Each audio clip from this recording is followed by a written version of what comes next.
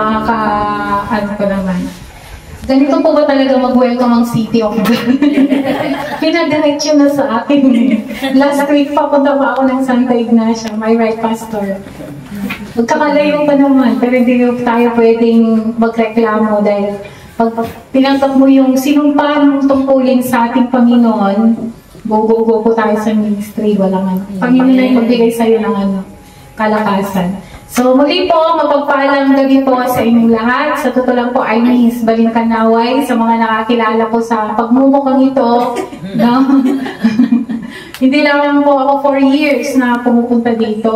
Dalaga pa po ako nung nag-ministry ako dito. So nag-umpisa po ako ng children ministry hanggang sa nagkaroon po ng yan, pang mga pinatanda na ako. May anak na si Kati.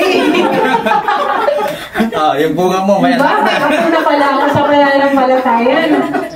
Hanggang sa nagkaroon po ng church. So tayo po ay nailagay doon. Stop po tayo na pastor, pero talaga may season po lahat. Ano po? Na tinanggap ko naman po yun ng buong puso. Dahil alam ko na mas may better na ibibigay na ministry po ang Panginoon sa atin. So, ako po ay nai-assign sa San Nicolas, pero hindi po ulit napalad na ako po yung install ko doon, pero ayaw din po akong pakawalan doon. No? Kaya lang sabi ko, pinag-pray ko, nag-usap kami ng Panginoon. Pero ang puso ko po talaga, nasa Balingkanaway. Kaya, ito po talaga yung pinag-pray ko. Ito talaga yung pinagpaguran kong pinagluhuran sa ating Panginoon na lugar. Kaya sabi ko, Lord, kahit na hindi, wala pang way na bumalik ako sa Balingkanaway, hindi ko susukuan. Hindi ko susukuan yung lugar na. Kaya natuwa ako nung chinat po ako ni Pastor Jude, ni Bishop po na mag-uumpisa po kami sa Balingkanaway, pero every Wednesday po kami. Pagkatapos po nyo dito, nagpipicture po kayo lahat, sinesend po. May member po ba kayo dito, Pastora? Dahil bawal pong mag-fishing po tayo. Ano po? Kaya sabi ko, Pastor, safe po. Hindi po yan umaaten. Kasi po mga member po natin dyan, actually, Ordaneta, Villasis, Tumana, Carmen, Stasyon, San Pedro. Ilang-ilan lang po yung mga taga rito. Kaya praise God, no? Sana dalawang ministry magtagumpay po sa gawain. Amen. Nahihirapan ako dito sa ano. Dito na lang po tayo.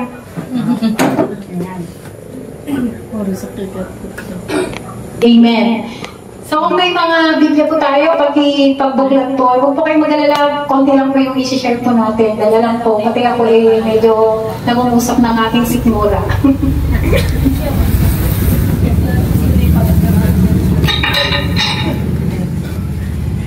Sa libro po ng Marcos, chapter 10, verses 46 to 52. Sabi po dito, dumating nang papaalis na siya kasama ang kanyang mga alagad at marami pang iba, may nadaanan silang isang bulag. Isang bulag na nakaupo sa tabi ng daan at namamalimos. Siya ay si Bartimeo na anak ni Timeo. Nang marinig ng bulag na ang nagdaraan ay si Jesus na taga Nazareth, sumigaw siya ng sumigaw, "Jesus, anak ni David, mahabag po kayo sa akin." Sa English po, "Lord, Jesus, have mercy on me." Sabi po ni Bartimeo. Inagsabihan siya ng mga taong naroroon upang tumahimik, ngunit lalo pa siyang nagsisigaw. Tingnan niyo yun. Noon pa pala may ano na dito, may kontrabida na. May insecure na. May pabebe na pala ng panahon nila. "Anak ni David!" Pero lagi siyang sumigaw. Sabi niya, "Anak ni David, mahabag po kayo sa akin." Tumigil si Jesus at kanyang sinabi, "Dalhin ninyo siya dito." At tinawag na nila ang bulag, "Lakasan mo ang iyong loob, tumayo ka." Ipinapatawag ka ni Jesus, sabi nila. Inihagis niya ang kanyang balabal, paluksong tumayo at lumapit kay Jesus. "Ano ang gusto mong gawin ko para sa iyo?" Tanong sa kanya ni Jesus. Sumagot ang bulag, "Guro, gusto ko pong makakitang muli." Emphasize po natin ha. "Guro, gusto ko pong makakita muli. Last verse, sinabi ni Jesus, makakaalis ka na, magaling ka na, dahil sa iyong pananampalataya. Noon din, nakakita siya muli at sumunod kay Jesus. Tayo po ay manalangin.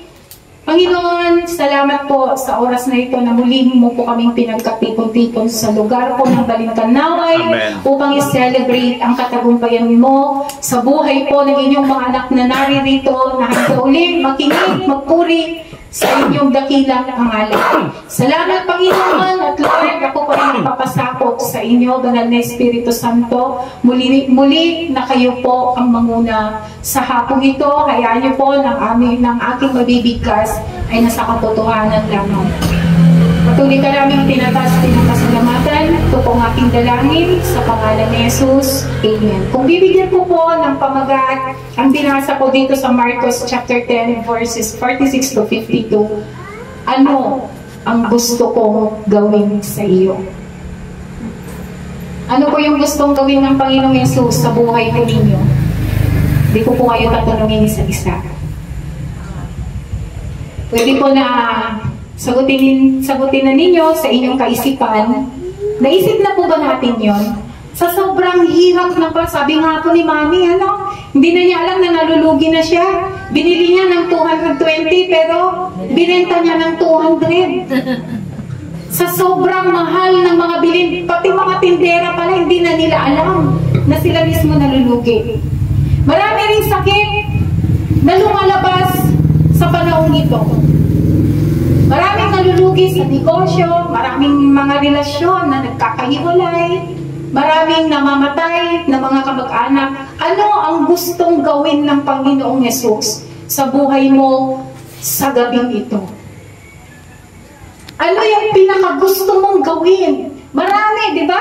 Pero ano yung pinakagusto mong gawin ng Panginoong Yesus sa buhay mo sa gabing ito, kapatid? Sino po dito ang may sakit?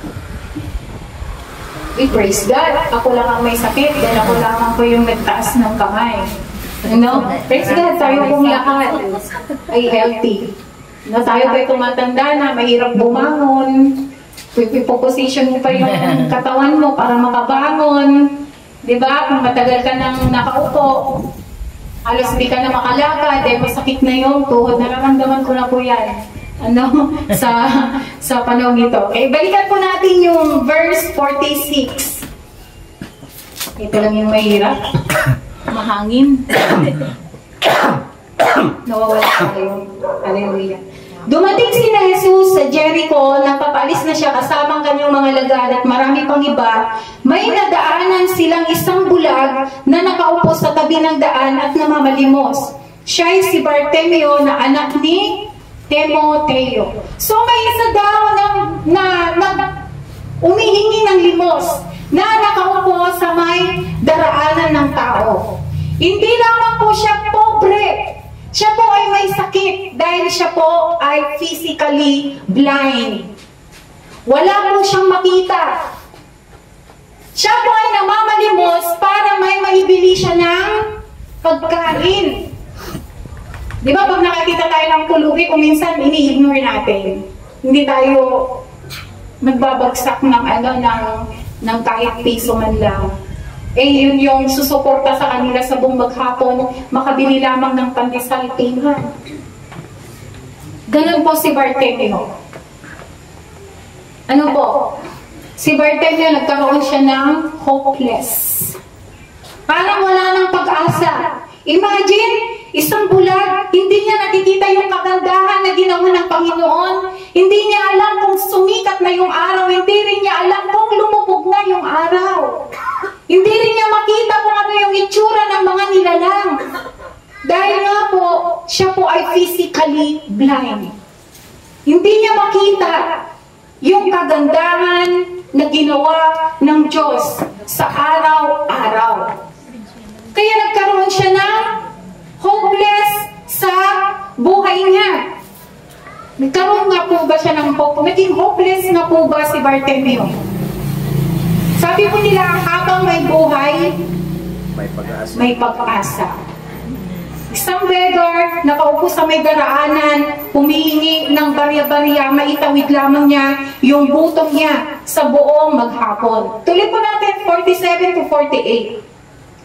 Nang marinig ng bulag na ang nagdaraan ay si Jesus na taga Nazaret, sumigaw siya ng sumigaw, "Jesus, anak ni David, mahabag po kayo sa akin." So nung narinig niya na si Jesus dumadaan daw sa Nazaret, bigla siyang nagkaroon ng pag-asa. So ibig sabihin, Jesus is all we need. Amen po ba? Amen. Kahit physically blind ka, kahit hindi ka nakakakita. Imagine, isang bulag, mahirap, humihingi lang ng barya-barya. Ang alam niya, wala nang pag-asa, pero nung narinig niya na dumadaan yung pangalang Jesus na taga Nazaret, bigla siyang nagkaroon ng pag-asa. Sabi dito, narinig. Siyempre, nga naman hindi niya nakita. Narinig niya. Narinig niya na dumadaan si Jesus. Siguro, I think, kung hindi pa ako nagkakamali, Pastor, ito yung final na healing miracle ni Jesus. Tama po ba?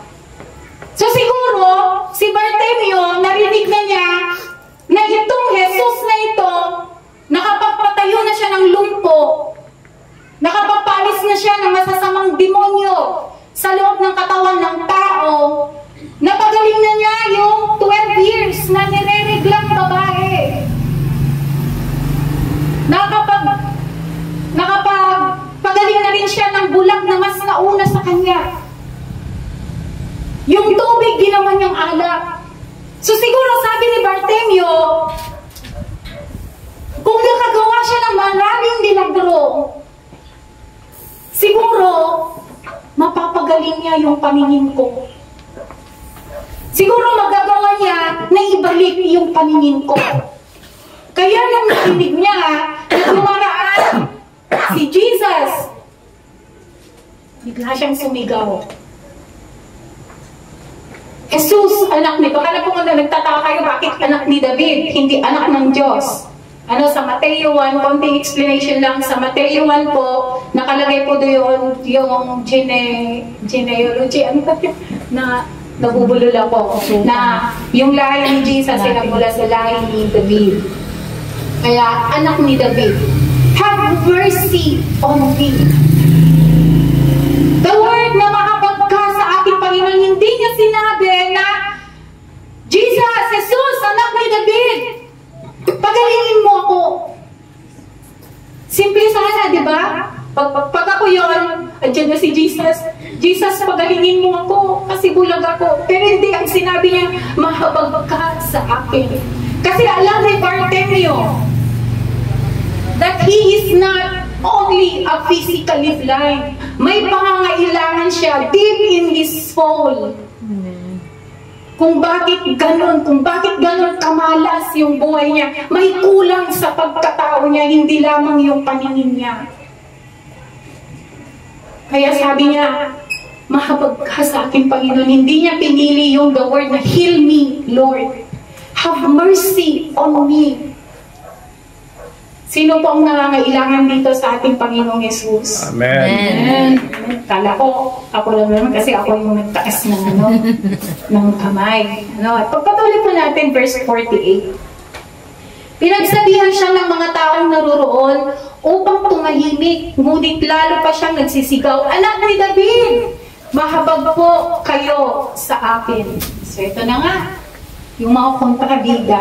Kung kailan tayo lumalapit sa Panginoon, kung kailan tayo nadidepress, kung kailan lumalawak yung problema natin, kung kailan lumalaki yung problema natin, naiisip po natin ang ating Panginoong Yesus. Di ba? Natututo tayong mag-pray. Pero kung kailan ka lalapit sa Panginoon, maraming hadlang. Maraming kontrabida. Sino po dito yung marami ng problema pero hindi pa rin lumalapit sa Panginoon, hindi niya kayang mag-pray? As a testimony po, para kung si Bartimeo, ano po, yung nangyari po sa buhay ko, sobra. May papa-diagnose stage 5 kidney chronic disease. Wala siyang gustong mag-alaga kundi ako lang. 3 times a week kami pumunta doon para magpa-dialysis sa tayong family. Then, kinausap ako ng kaibigan kong pastor sa messenger, kaibigan kong nurse sa messenger na wala nang pag-asa ang tatay mo. Mamatay yan. Kung creatinine lang yung problema, may lunas. Pero pag kidney na, yung talagang nasira na yung kidney, antayin mo na yung kamatayan niya. Kasi pag hindi mo pinag-dialysis yan, mamamatay na talaga. Sabi niya sa akin. So, sabi ko, Lord, help me to accept. Kasi papa's girl po ako. Sorry, mama, no? Lagi ko rin sinasabi, papa ko ang kamukha ko. Sorry ulit, mama. So, nung natatanggap ko na, eto na, nadagdagan ulit yung problema. Sabi ko, Lord, mas lalo kong pag-iigtingin ang ministry ko. Magtatanim ako sa ministry, pero ang gusto kong anihin yung kagalingan ni Papa, alam ko may milagro. Nung natatanggap ko na yung kalagayan ng tatay ko, na-diagnose naman si Mama ng colon cancer. Wala din siyang gustong mag-alaga kundi ako lang. Sinasamahan na operahan. Nag-stay kami sa hospital. Uuwi ako sa bahay para lang maligo. Walang kapahingahan. Hindi. Maliligo na nga lang ako. Tinatawag ko ng kapatid ko. Si Papa, ikaw yung gusto niyang magano sa ganyan-ganyan. Si Papa hindi that time, si Mama hindi na rin siya makalagad. Hindi na siya makabangon ng sarili niya. Kailangan alalahin. Wala siyang gustong mag-alaga kundi ako. Wala din gusto si Mama na bantay sa ospital kundi ako. Ibig sabihin, ako ang pinakamabait na anak. Amen. Sumabay pa ang ministry ko dito sa Balintanaway. Sumabay pa. Inaaway-away ako. Sabi ko, Lord, ito ba yung kapalit? Ginagalingan ko naman sa ministry. Hindi dapat pala magkaroon ng kondisyon sa pagsisilbi sa Panginoon. Nung namatay si Papa, hindi na ako umiyak. Kasi ako yung last na nakasama niya sa ospital, sa bahay. Nung tinawag ako ng kapatid ko, buwi ako doon, nakita ko, pinalabas ko sila, nag-pray na kami dalawa. I-release mo na.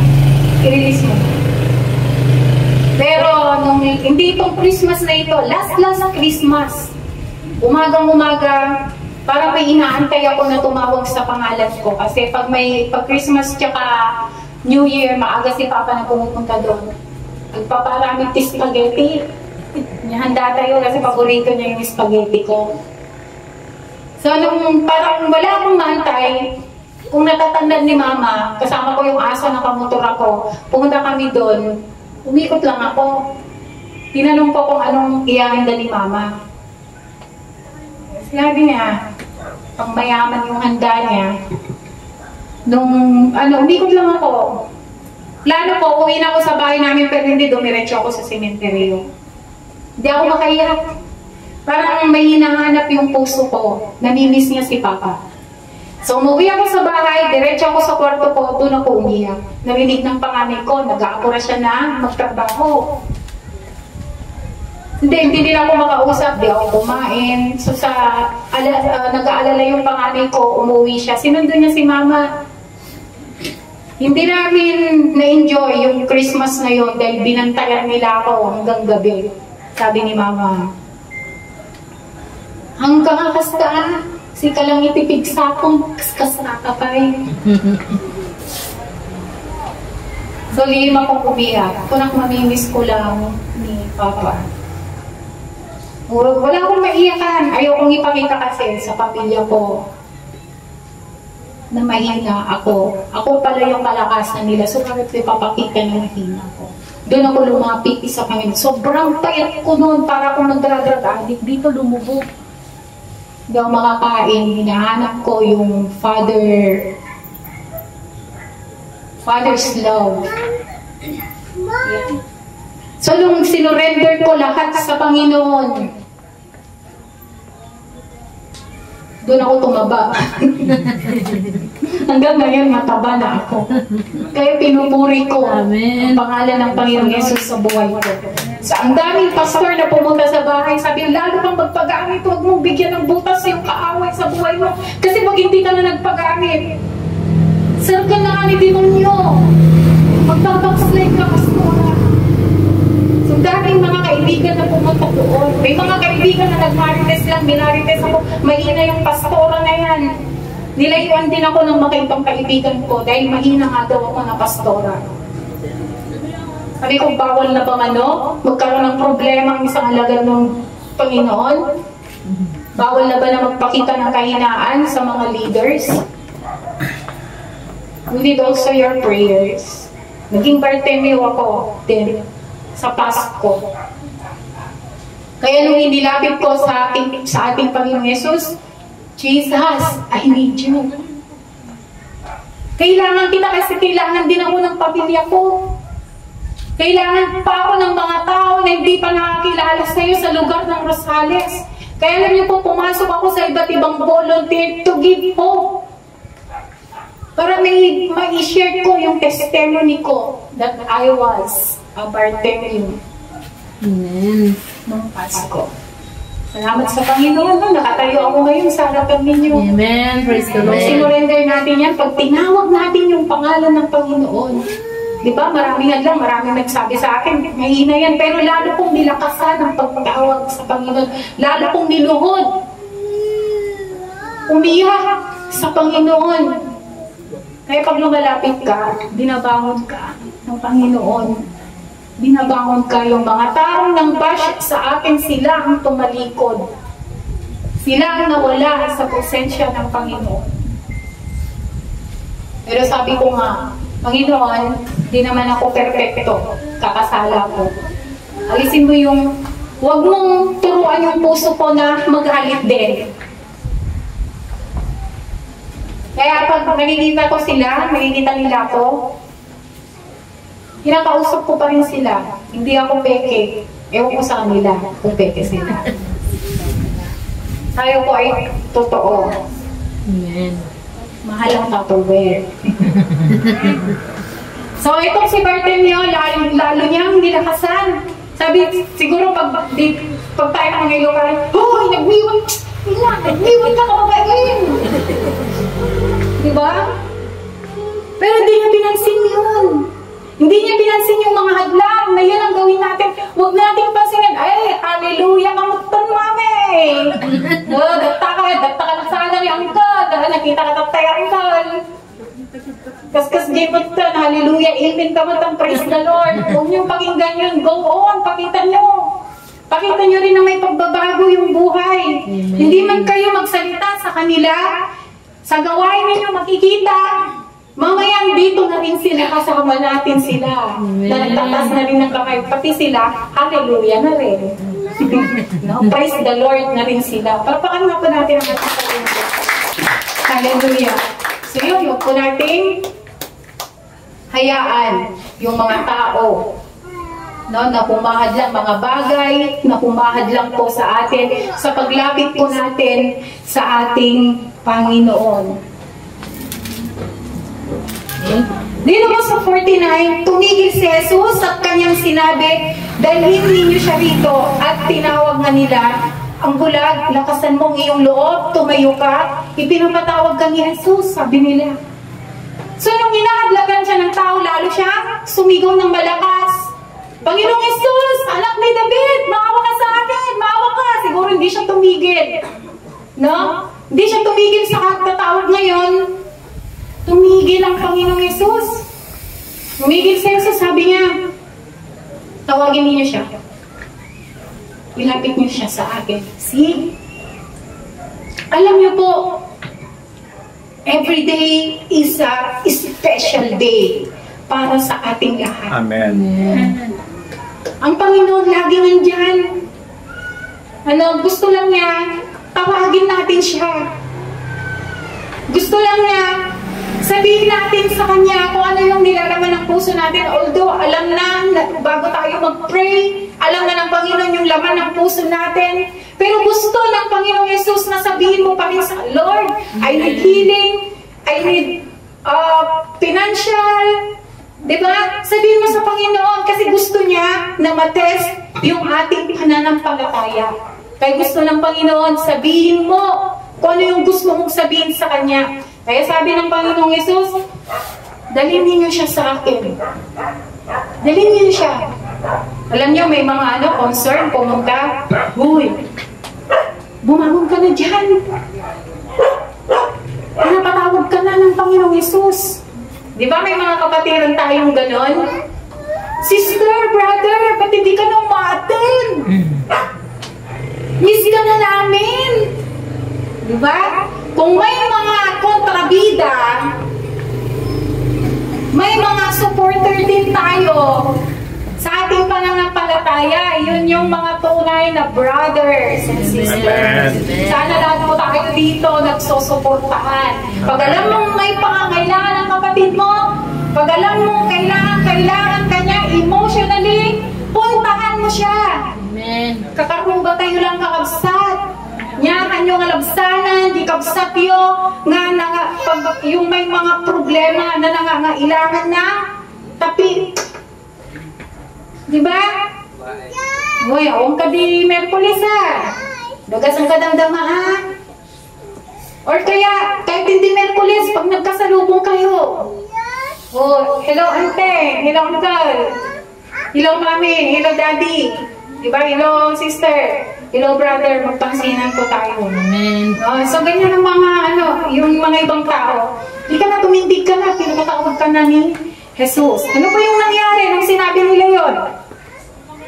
Inihagis niya ang kanyang balabal, paluksong tumayo at lumapit kay Jesus. Dito na talaga niya na, talagang may pag-asa. Dito na niya nakita talagang may pag-asa. Sinabi nila, alam niyo yung pobre nga siya eh. Yung isang kayamanan niya, yung balabal niya.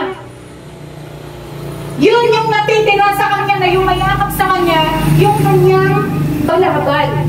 Bakit niya iniwan yan? Bakit niya inihagis? Bakit hindi niya dinala? Yun lang yung kasama niya sa kanyang madilim na mundo.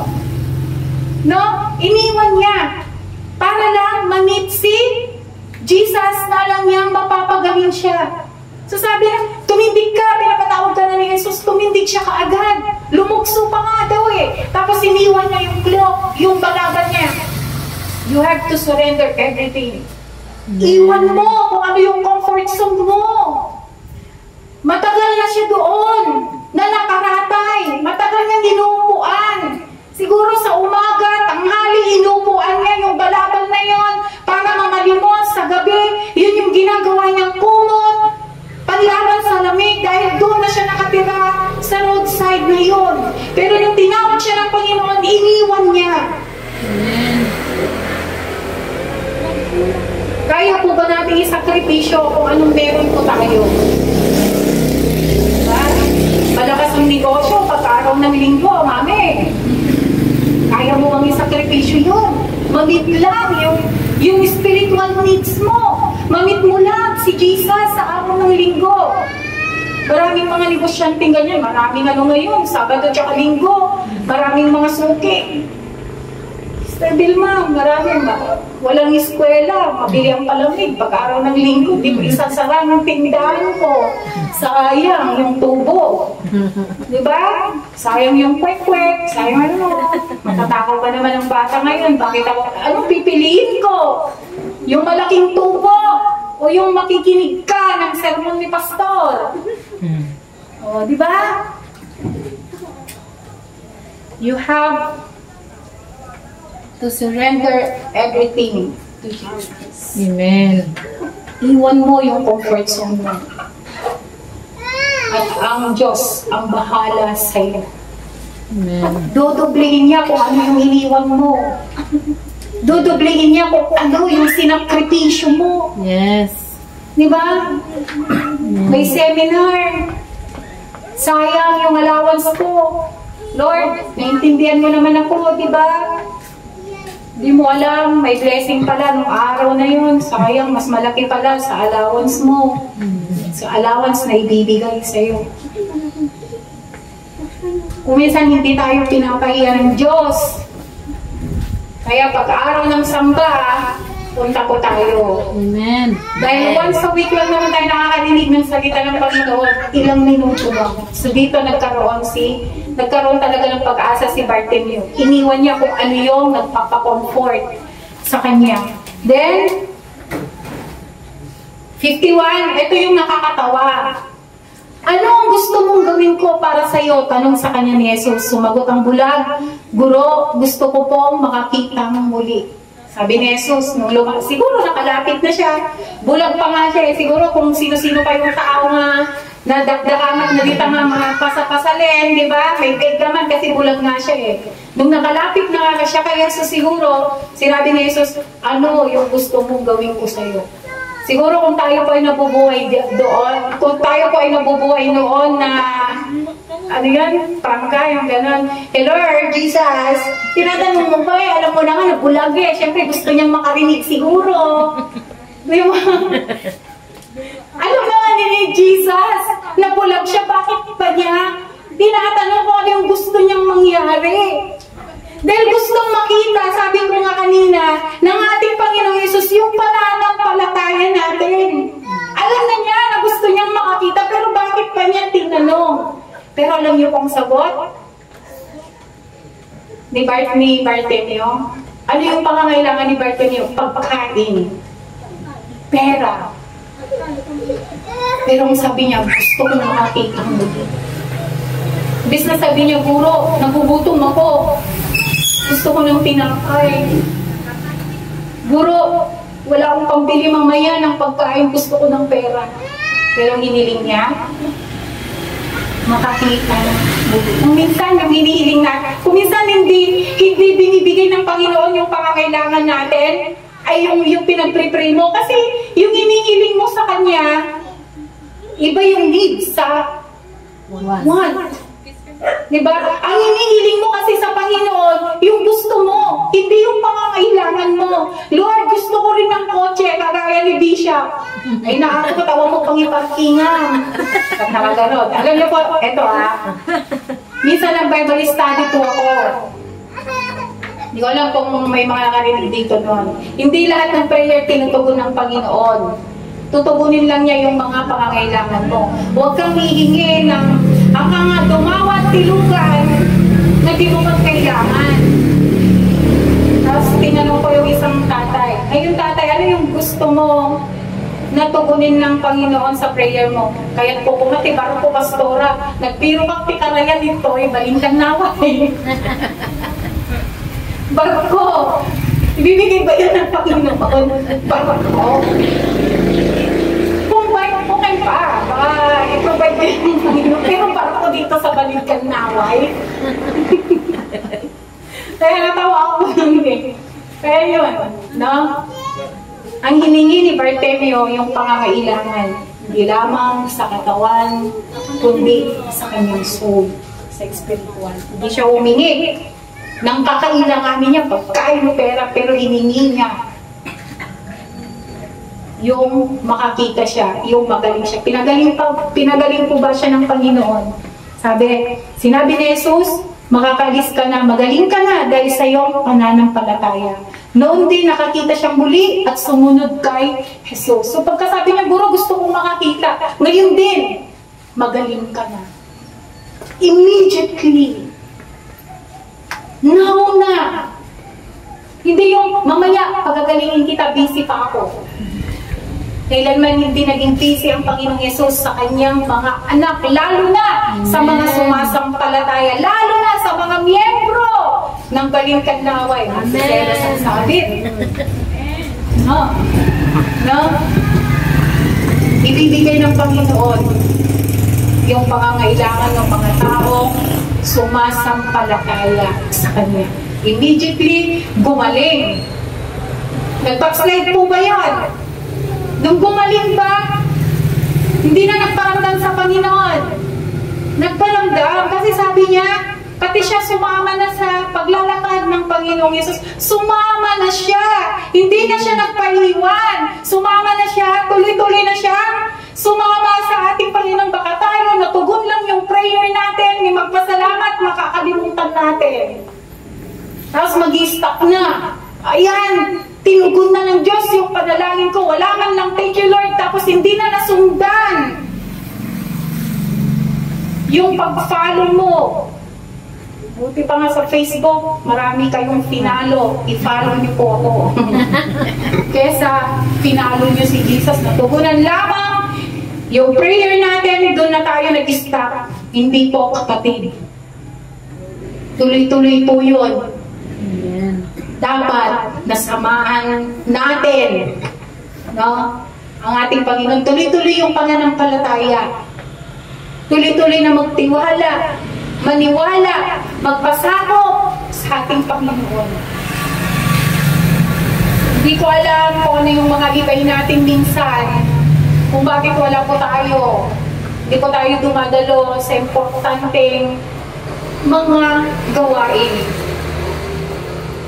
Pero before I end, ito po yung sasabihin ko sa inyo. Every seconds in our life, Jesus is all we need. Amen. Jesus is all we need. Amen. Kung naging bulag man tayo noon, pinakita na ng Diyos yung katotohanan sa inyo, kaya kayo narito. Huwag na po kayong magpabulag muli. Amen. Amen. Once you are blind, but now, nakikita nyo na po ang katotohanan at huwag nyo na iwan yung katotohanan na yan. Sabi ko nga po, Jesus is all we need. Kailangan natin ang Panginoon sa buhay natin. Kung may sakit man tayo, physically, kung may sakit man tayo, emotionally, now is the time, not later, not tomorrow, now is the time na lumapit po tayo sa ating Panginoon. Sabihin natin lahat ng nararamdaman natin. Baka tomorrow never comes. Sabihin natin. Hindi natin alam kinabukasan. Pero Jesus, alam niya yung mangyayari sa iyo kinabukasan. Kaya ngayong oras na ito, kung may gusto kang sabihin sa Panginoon, sabihin mo. At magpasalamat ka. Once I was blind, Lord, thank you. I am here now worshiping you, praising your name. Naniniwala ko sa iyo, sinasamahan ko sina pastora dahil narin sa iyo, dahil sa presensya mo. Salamat din, Panginoon, sa mga prayer na hindi mo tinugon. Baka doon, mahuhulog ako, mawawala ko sa presensya. In everything, give thanks to the Lord. Even if it's bad or good. Natugon man ang panalangin mo or hindi natugon, magpasalamat sa Panginoon. Kung natugon, praise God para sa Diyos. Pero pag hindi niya tinugon, maaaring ikapapahamak mo. Tayo kung lahat ay tumayo. Yung habag ng Panginoon, yun yung nagbibigay sa atin ng kalakasan. Yung habag ng Panginoon, yun yung nagbibigay sa atin ng hope, kapanatagan sa loob. Waiting nga po natin yung amazing grace. Thank you, Jesus.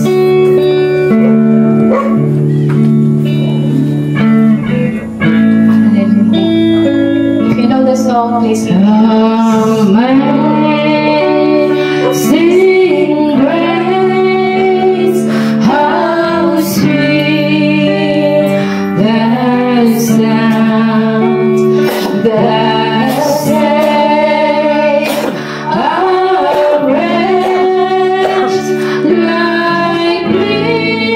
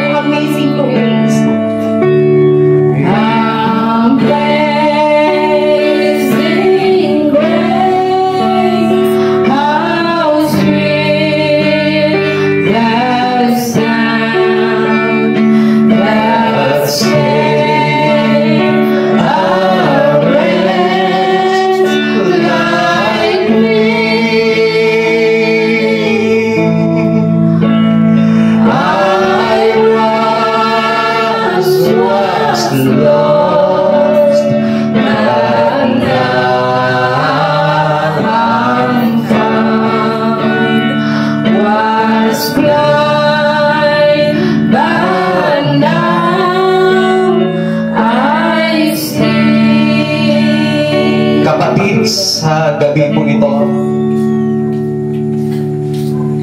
katulad po tayo ni Bartimeus, meron po tayong pangangailangan. Yes, O God. Minsan sa situation natin sa ating buhay, sumisigaw tayo, sinasabi natin, kasyan na kami ka di ako. Maasi ka di kanyang ako, kasyan ka di ti pamilya. May mga pangangailangan tayo sa Panginoon, like Bartimeus. Hindi nga lamang bulag tayo, kundi may ibang aspeto ng ating buhay na ating pangangailangan. Sa gabi pong ito, kung katulad tayo ni Bartimeus na meron kang pangangailangan sa Panginoon, at minsan binigkas mo ang kataga, ang salita, Lord, kasyan na kami maasi ka kanya. At kung may pangangailangan ka sa gabi nito, whatever your needs, healing, physical healing, peace of mind, physical strength, habang inaawit ang awit na ito, maaari kang pumunta dito sa harap.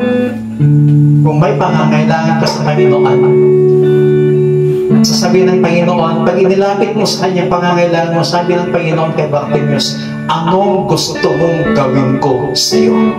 Sa gabi pong ito, anong gusto niyong gawin sa inyo ng Panginoon? Kaya lamang po ang makakasagot kung anong gustong gawin ng Diyos sa inyong mabuhay sa gabi pong ito. At habang inaawit po natin muli ang awit na ito, yung mga may needs, may pangangailangan sa Panginoon, inihiling ko, pumunta po dito at kayo po ay aming ipapanalangin. Amazing grace, how sweet the sound that saved a wretch like me. I once was lost, but now I'm found. Was blind, but now I see. Habang ginawin po natin ito, pwedeng pakitaas natin ang ating dalawang kamay, tanda ng ating pagsubok sa ating Panginoon. Hallelujah. Oh, we praise you, Jesus. Amen. Hallelujah. Ngayong gabi, isipin mo na kung anong gusto mong gawin sa iyo ng Panginoon sa buhay. Isipin mo na kung anong gusto mong gawin sa iyo ng Panginoon. At sa iyong paglalapit sa kanyang pagsabi, Panginoon, have mercy on me. I believe this ending. Uuwi ka sa lugar na ito na tinubod ng Panginoon ang desire ng iyong mga puso. Hallelujah.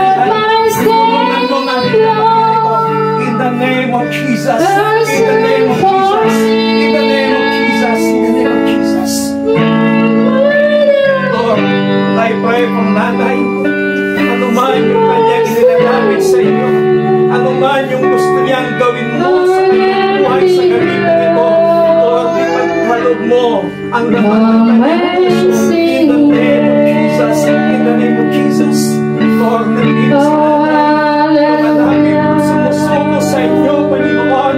Ano man ang nilalaman ng kanyang puso, ano man, Panginoon, ang kanyang inilalapin, grant the desire of the heart right now, like Bartimaeus, in the name of Jesus, in the name of Jesus. I release the power of the Holy Spirit, in the name of Jesus, in the name of Jesus, in the name of Jesus, Hallelujah. Jesus. Oh, we bless your name, Lord. Oh, ibinanay ko, oh, inilalapin ko sa inyo sa ano man yung inilalapin ko sa inyo sa tabi mo ito. We bless your name. Desire of the heart right now, in the name of Jesus, in Jesus' name. Sister po, Panginoon, makalapit siya sa inyo sa Yes, tabi mo. Ano man yung inilalapin ko. Yes, oh God. I pray that you declare Hallelujah. that you grant the desire of Oh, the we heart bless right your now, name. in the name of Jesus. Hallelujah. And we release the power of the Holy Spirit, in the name of Jesus. Yes, oh God. Lord, Lord, pumilos ka sa kanyang buhay. In Jesus' name. Oh, hallelujah. Thank you, Lord. Hallelujah. Hallelujah. Panginoon, yung iba naming mga kapatid, alam ko meron din silang pangangailangan sa iyo. Yes. Hindi man sila nakalapit because of the space. But I pray, O God, sa gabi po ito, saan man sila nakatayo ngayon, Yes, oh I God. declare your power. I declare your anointing, O God. Pahiran mo sila ng iyong kapangyarihan. Ano man yung kanilang inilalapit sa inyo sa gabi po ito, Panginoon, patuloy mo iparanas sa iyong kapangyarihan and grant the desires of the heart right now in the name of Jesus. Aalis po kami sa lugar na ito. Babalik kami sa aming mga tahanan. There is joy. There is peace in our heart. And there is strength Hallelujah. in our physical body. Hallelujah. Salamat, Panginoon. Salamat sa mga salita. Kung ano man yung ginawa mo kay Bartimaeus, iparanas mo din sa amin, Yes, Panginoon, oh God. ang iyong kapangyarihan. Thank you. Salamat po, God. Salamat po din sa iyong gagawin at sa iyong mga ginawa na sa buhay ng aming mga kapatid na lumapit sa inyo. Salamat din sa iyong lingkod na siya mo ginamit, si Pastor Leslie, ang aming panalangin, Panginoon, that more anointing patuloy mong ipagkaloob sa kanyang buhay na kapag siya'y tatayo, Panginoon, Yes, oh God. na magbabahagi, mangangaral ng iyong mga salita. Samahan mo ito ng iyong kapangyarihan at ng iyong anointing in the name of Jesus. Hallelujah. Salamat po, God. Salamat po. In Jesus Christ, mighty name we pray. Sigaw natin. Amen! Hallelujah! God bless you. Praise the Lord. Maraming salamat, Pastor Leslie, for that wonderful and inspiring message for tonight.